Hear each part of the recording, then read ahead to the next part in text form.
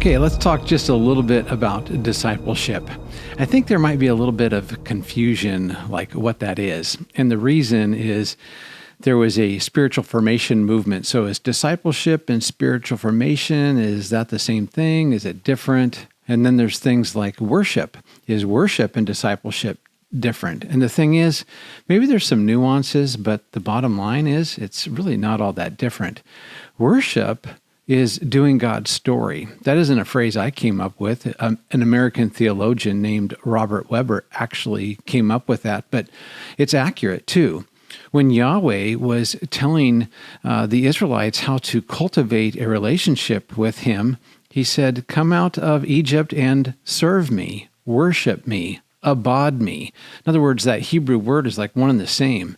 To worship God, to be a disciple, is to fall in love with God, Yahweh, Yeshua, with all our heart, soul, mind, and strength, and to demonstrate that in biblical obedience. Now, there's a few facets of that. There is the present relationship that we have with God, and yes, the Spirit of God should be animating our every action. That's what we need to be about.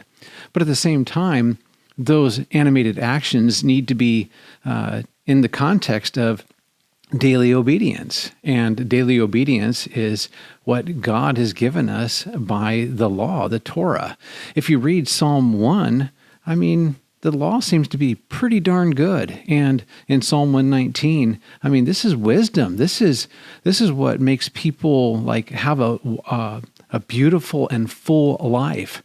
So at the core, discipleship is learning to look like Jesus, be like Jesus, to walk in the instruction of the Father. And that's what this church at the core is about.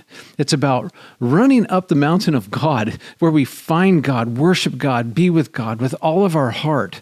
But it is demonstrated through faithful biblical obedience.